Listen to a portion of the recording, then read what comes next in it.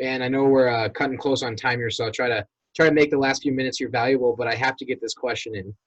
What is your definition of being successful? Yes, success.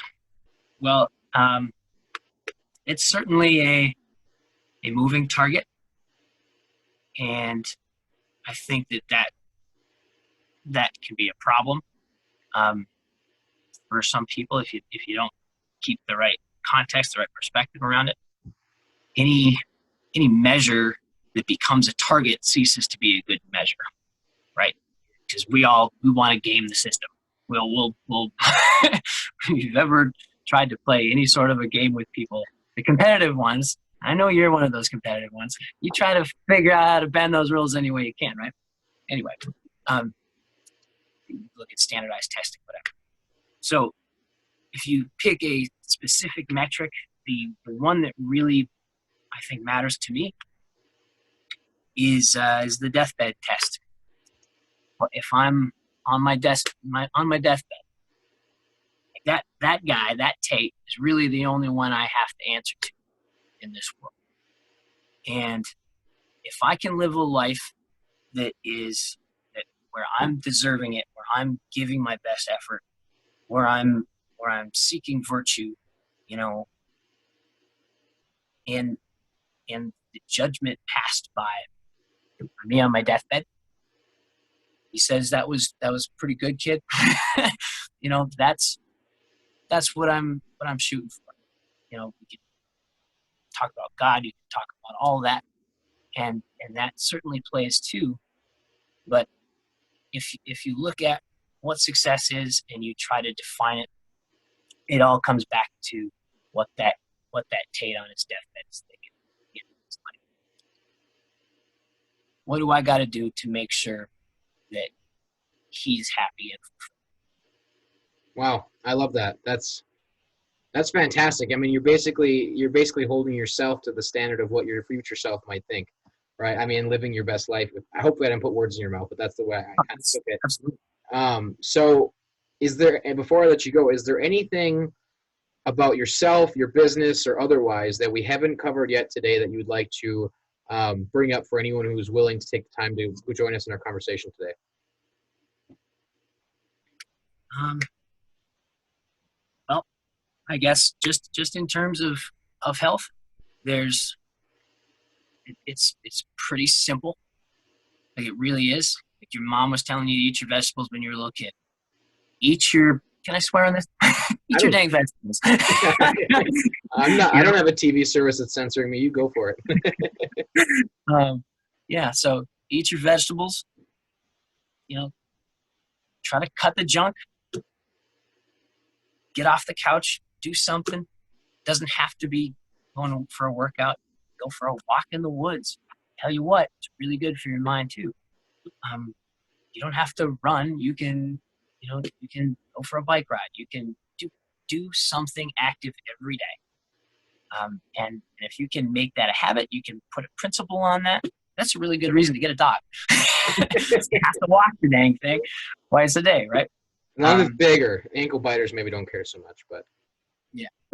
But the thing is, the more you can integrate those principles into your life, the better off you're going to be. So, like for you, Drew, like if you want to try and get more activity in, if you've got meetings that you've got to have during the day, and it's a nice day, have your meeting walking down the sidewalk outside or something. I don't know. Like there's ways that you can do things that are different than is the norm. yeah. That gets you that movement put into your life. The more you can inject quality movement, the more you can inject good quality food into your life, the better everything starts to work. And same with relationships. Such a huge source of stress for people is just having the wrong people around you all the time, and making sure that you really double down on those relationships that matter to you. There's a huge number on just easing that stress in your life.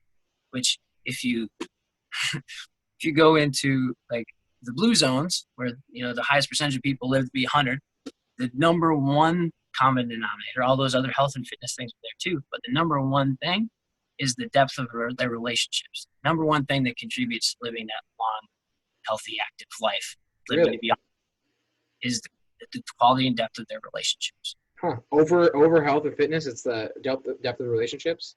Those things are there too, but you can get away with a lot more there.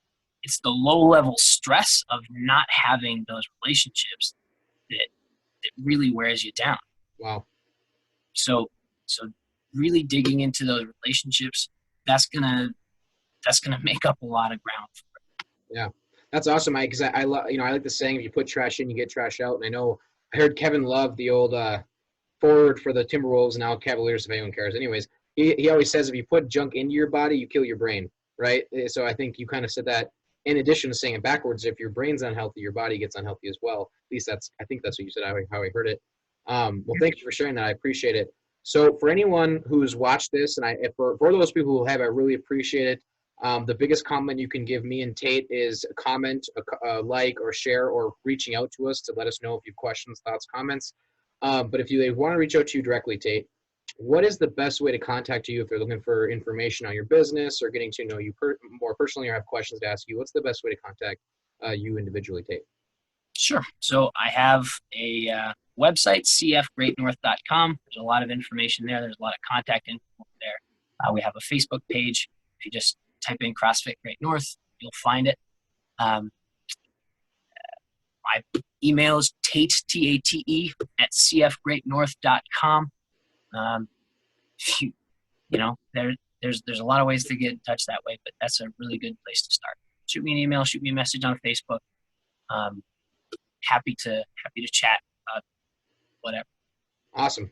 Well, thanks, Tate. I really do appreciate your time. I've loved this conversation so far today. I look forward to future conversations with you. Hopefully, again this Thursday, and for many more days after that. Overall, I really appreciate it. I know you've provided a lot of value for me today, and just things to think about and look back on. Whether it's for myself personally, being a parent, being a family member, or a business owner. So thank you for that. Hopefully, other people find as much value as I did. And other than that, I'll let you enjoy the rest of your day. I know you got other stuff going on too, besides just talking with me. Amigo, thank you so much. This has been a lot of fun for me too. Appreciate it. Absolutely. Talk to you later, Tate. Thanks. Talk to you then. See ya.